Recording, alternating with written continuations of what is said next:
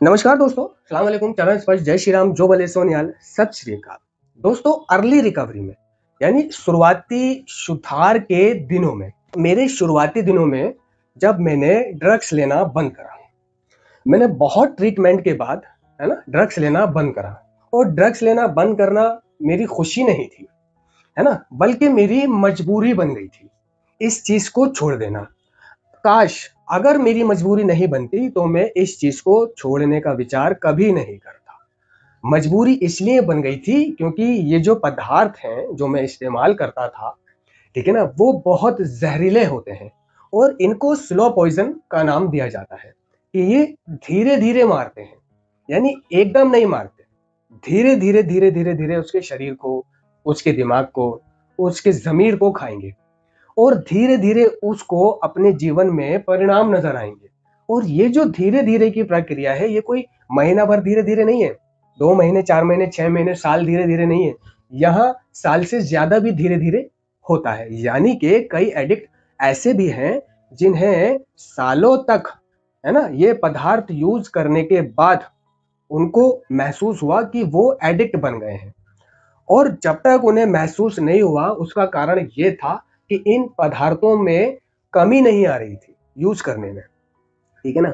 जिस दिन यूज करने में, इस्तेमाल करने में कमी आई या पदार्थ नहीं थे और उस दिन वो टूटा, तड़पा, तो तब जाकर उसे पता चला कि मैं एक एडिक्ट बन गया हूं, मैं एक लती बन गया हूं। तब जाकर उसे पता चला कि अब मैं इसे छोड़ता हूं, नहीं तो ये मेरी जान ले रहा है ना। नार्कोटिक्स एनोनिमस का कार्यक्रम कह रहा है कि हम अपने एडिक्शन में धीरे धीरे धीरे धीरे आत्महत्या कर रहे थे। और ये बात सच है कि मैं धीरे धीरे अपने एडिक्शन में आत्महत्या कर रहा था। मैं बहुत अच्छा व्यक्ति, इंसान, लड़का था और धीरे धीरे मैंने पाया कि मैं बद से बदतर बन गया। धीरे धीरे मैंने पाया कि मैं कैसे खाता था, मैं वो भूल चुका हूँ। धीरे धीरे मैंने पाया कि मैं कैसे हंसता था, मैं वो भूल चुका हूँ। मैं प्यार, परवाह, चिंता, दूसरों की मदद, सेवा, ये भूल चुका हूँ। जिंदगी कैसे जीना है, मैं ये भूल चुका हूँ, है ना। मेरा मकसद क्या है जिंदगी, यानी जीवन जो मुझे दिया गया है, किस लिए दिया गया है और मैं इस जीवन को पाकर कर क्या रहा हूँ। तो मैं हर अच्छा, हर बुरा, है ना, फर्क भूल चुका था। ये मेरे एडिक्शन का चमत्कार था कि उसने मेरे दिमाग पर इस तरह का धुंधलाखा छा दिया था, फैला दिया था कि मुझे अच्छाइयाँ, नेकियां, ईमानदारियां, है ना, दिखाई ही नहीं देती थी। किसी का दर्द दिखाई ही नहीं देता था। किसी की तड़प, बीमारी, तकलीफ, जिंदगी में क्या हो रहा है, जीवन में क्या हो रहा है, वो मुझे दिखाई देना बंद हो गया, ठीक है ना। मुझे सिर्फ अपनी तड़प दिखाई देती थी, मुझे सिर्फ अपना दर्द दिखाई देता था, मुझे सिर्फ अपनी परवाह थी, है ना। मुझे सिर्फ मैं और मेरा नशा, मैं और मेरा नशा, चाहे वो मुझे पिता की जेब से पैसे निकालकर हासिल हो, चाहे माँ के बटुए से चोरी करके हासिल हो, चाहे घर के बर्तन बेच के हासिल हो, चाहे बहनों के पर्स में से पैसे निकालकर हासिल हो, चाहे कोई चीज चोरी करके, लोहा लक्कड़ बेचकर हासिल हो, चाहे कोई भी गलत काम करके, उठाईगिरी करके, छीना झपटी करके, जेब तलाशी करके, ये करके वो करके हासिल हो, चाहे अपना जमीर बेचकर हासिल हो, चाहे अपना ईमान बेचकर हासिल हो, ठीक है ना, चाहे अपनी आबरू बेचकर, इज्जत बेचकर हासिल हो। तो मेरे ख्यालों में सिर्फ और सिर्फ सबसे इंपॉर्टेंट चीज रह गई थी नशा। अगर नशा है तो मुझे किसी चीज की चिंता नहीं है, और नशा नहीं है तो मुझे सिर्फ और सिर्फ नशा हासिल करने की चिंता रहती थी। कौन मर रहा है, कौन जी रहा है, कौन पैदा हुआ है, किसकी शादी है घंटे से, है ना, कौन बर्बाद हुआ है, कौन आबाद हुआ है, किसका पतन हुआ है, कौन बीमार है, कौन हॉस्पिटल में है, इसकी मैयत जा रही है, नो टेंशन, है ना। मैयतों में भी मैंने अपने नशे का जुगाड़ देखा है, कब्रिस्तानों में भी मैंने नशा किया है, मैंने मंदिर, मस्जिद, चर्च, गुरुद्वारे में भी, है ना, अपने नशे का इंतजाम देखा है। यानी अगर मैं मस्जिद जाता था तो वहां भी मैं अपने नशे का जुगाड़ ढूंढ रहा होता था कि कोई ऐसी चीज मिल जाए बेचने लायक, या किसी के पैसे बाहर आते हुए दिख जाए, किसी की जेब मोटी दिख जाए, किसी का पैन दिख जाए। तो मतलब ऐसी आध्यात्मिक शून्यता हो गई थी मेरी, दिन रात मैं सिर्फ यही सोचा करता था, यही तिकड़म मैनिपुलेशन किया करता था कि कैसे कैसे कैसे किसको टोपी फिराऊं, किससे झूठ बोलूं, किसको लूटूं, किसको काटूं, क्या करूं, कैसे होगा कल का इंतजाम। यानी रात इसी कश्मकश में गुजरती थी और दिन उसकी भागदौड़ में गुजरता था, पीने में गुजरता था, इंतजाम करने में गुजरता था, जाने आने में गुजरता था।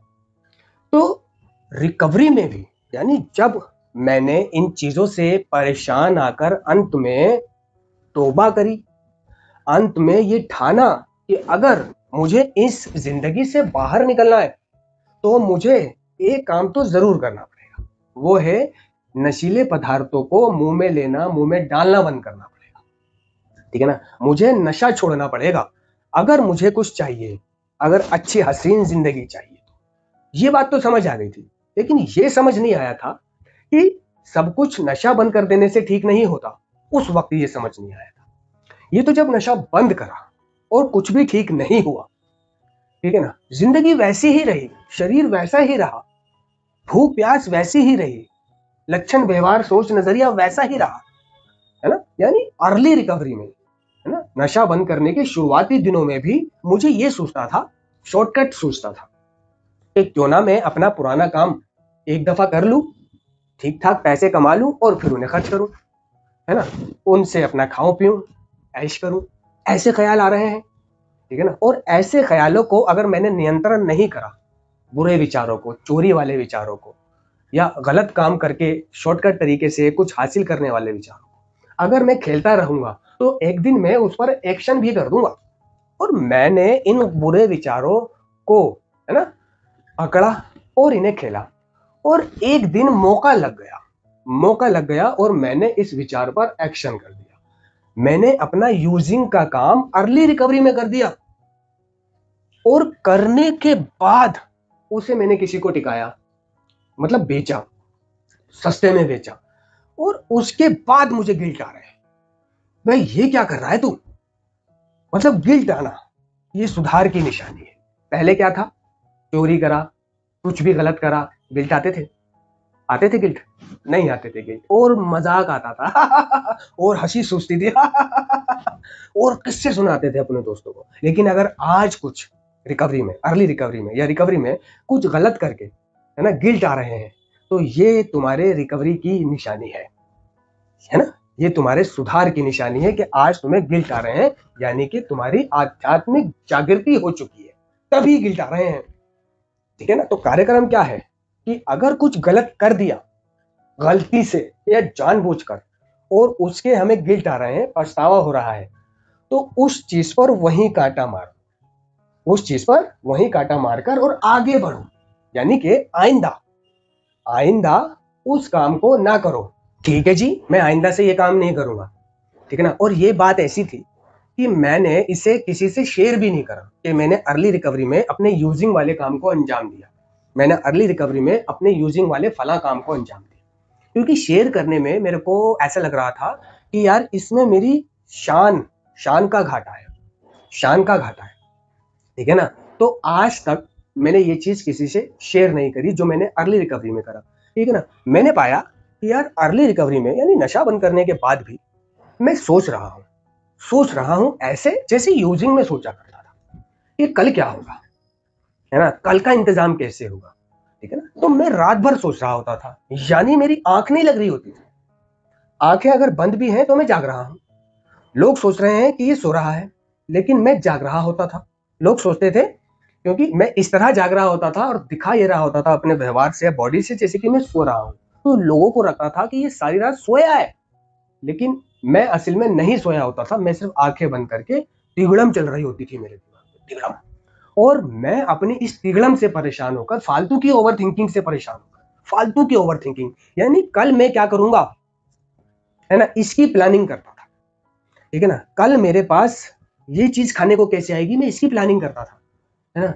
मेरे अंदर जो कुछ रोग बाकी रह गए थे अर्ली रिकवरी में, रोग जैसे सर्दी, जुकाम, खांसी, कमजोरी, मैं इस कमजोरी को कैसे दूर करूंगा, मैं अपने अंदर ताकत कैसे लाऊंगा, मैं एनर्जी कैसे लाऊंगा। मेरे को भूख नहीं लगती थी, है ना, मैं कुछ खाने लायक नहीं था, रुपया था, पैसा था, घर था, बार था, खाना था, लेकिन मेरे को खाना अच्छा नहीं लगता था, मेरे हलक से नहीं उतरता था। मैं यही सोचते सोचते सारी रात गुजार देता था कि मैं खाऊंगा क्या। मैं ये चीज खा सकता हूँ, मैं वो चीज खा सकता हूँ, मैं ये नहीं खा सकता, मैं वो नहीं खा सकता। जो मैं नहीं खा सकता वो चीज मेरे सामने आती थी, और जो मैं खा सकता था वो चीज बनती नहीं थी। जो मैं खा सकता था वो महंगी पड़ती थी, और महंगी के बावजूद भी अकेले अगर मैं खाता था उसको तो मैं खा नहीं पाता था। अगर मैं दुकेले खाऊं, दो तीन लोगों के साथ खाऊं, तो लगे में लगा मैं कुछ ज्यादा खा लेता था। तो मेरे दिमाग को एक मैसेज मिल जाता था कि हाँ मैंने खाया है। मैं सारी रात मेरे पैरों में से है ना, फुट में से है ना, आग निकलती थी, गर्म रहते थे मेरे फुट पैर, और मैं सजग यूजिंग की भांति करवटे बदलता था। पेट मेरा खाली है, गुड़ुम गुड़ुम कर रहा है। गुड़ुम गुड़ुम क्यों कर रहा है? क्योंकि खाना नहीं है पेट में, खाना नहीं है, ठीक है, और खा मैं सकता नहीं हूं, इच्छा भी नहीं है, मन भी कर रहा है, भूख का तकाजा है, खा लूं, और सामने खा भी नहीं सकता। तो मेरे को ये टेंशन रहती थी कि यार क्या करूं, मैं अपनी भूख को कैसे लगाऊं, कैसे लगाऊं। तो मुझे कभी कभी याद आता था कि यार जब मैं नशा मुक्ति केंद्र में हुआ करता था तो कितनी भूख लगती थी, जब मैं नशा मुक्ति केंद्र में हुआ करता था तो यार कितनी प्यास लगती थी, और कितनी नींद आती थी, ठीक है ना। मैं मतलब सारी रात यही सोचता रहता था कि कल क्या करूंगा, मैं ठीक कैसे होऊंगा, ठीक है ना, यानी आने वाले कल के बारे में सोचता रहता था। यानी मैं जाने देना और ईश्वर पर छोड़ देने, है ना, इससे मिलने वाली राहत एक ऐसी जिंदगी को विकसित करने में सहायक होती है जो जीने लायक होती है। मुझे पता ही नहीं था, मैं ईश्वर पर छोड़ता नहीं था, ठीक है ना। कभी कभी तुक्के में मैंने ईश्वर पर कोई चीज छोड़ दी, तो आज छोड़िए और 2 घंटे बाद उसे फिर पकड़ने लग जाता था, यानी छोड़ दी और फिर खुद भी इंटरफेयर कर रहा हूं। तो इसमें ईश्वर बुरा मान जाता था कि भाई मेरे पे छोड़ के भी तू इंटरफेयर कर रहा है, मेरे से छूटा ही नहीं था ईश्वर पर, छोड़ दिया और इंटरफेयर भी कर रहा हूँ। मैं रात रात भर प्रार्थना कर रहा हूँ, रात रात भर दुआ मांग रहा हूँ, ठीक है ना, गलियों में टहल रहा हूँ, टहलते टहलते अपने रब से है ना ऐसे बातचीत कर रहा हूँ जैसे मेरे साथ कोई लड़का चल रहा है और मैं उससे बातचीत कर रहा हूँ, ऐसे मदद मांग रहा हूँ, ऐसे शेयर कर रहा हूँ उससे, जैसे किसी व्यक्ति से शेयर कर रहा हूँ, और खुल के शेयर करता था, क्योंकि मैं अपने रब से खुल के शेयर करता हूँ। और जहां तक मेरा मानना है कि हर एडिक्ट अपने ईश्वर से जो गुफ्तगू करता है ना, अपनी समझ के ईश्वर से वो खुल के गुफ्तगू करता है। तो मैं ऐसे गुफ्तगू कर रहा होता था जैसे कि मैं अपनी माँ से गुफ्तगू कर रहा हूँ, जैसे मैं अपने किसी दोस्त से गुफ्तगू कर रहा हूँ कि मुझे मेरे मालिक ये दे दे, मुझे वो दे दे, मुझे नींद आ जाए, है ना, मुझे भूख लगने लगे, मेरा सोचना बंद हो जाए, मेरा सोचना बंद होगा, है ना, तभी मेरा दिमाग शांत होगा, ये विचार आने बंद होंगे, तभी मेरे को नींद आएगी, मेरे पैरों में से आग लगना बंद हो जाए, फड़फड़ाना बंद हो जाए, ये करवट लेना बंद हो जाए, मैं ठीक हो जाऊं, मैं दूसरों की तरह हो जाऊं, मैं ये दुआएं मांगता था, ठीक है ना। तो ये ओवर थिंकिंग, ये सोच, जरूरत से ज्यादा सोचना, है ना, मैं इसी में हर रात गुजार दिया करता था। मेरे को लगा कि क्यों ना यार, सब कुछ अगर नशा मुक्ति में ठीक रहता था तो आज भी रिकवरी में भी मैं नशा मुक्ति में ही चला जाऊं, बस सेंटर वाले को ये नहीं बताऊंगा कि मैं क्लीन हूं, मैं क्लीन हूं, मैं ये कहूंगा कि मैंने पी ली है, मैं यूजिंग में आ गया हूँ, और मेरे को 1 महीने का डिटॉक्स चाहिए, ठीक है ना। तो वहां पर क्या है, मैं एक जगह पड़ा रहूंगा, दिन लंबा लगेगा, वक्त गुजरेगा नहीं, थोड़ा डिटॉक्सिफिकेशन में पड़े पड़े भूख लगेगी, जैसे पहले लगती थी डिटॉक्स रूम में पड़े पड़े भूख नहीं लगती थी, है ना। तो मैं यही सोच रहा था, और यार क्लासों में नींद आती थी, रात को जल्दी सोने का मन करता था, सुबह देर तक सोने का मन करता था, और उससे बोल दूंगा कि भाई मेरे को आजादी दे देना, मैं देर से सोऊं जल्दी उठूं, जल्दी सोऊं देर से उठूं, कुछ मत कहना, ठीक है ना, जब मेरे को भूख लगे तब खाना दे देना, ऐसी आजादी वाला सेंटर।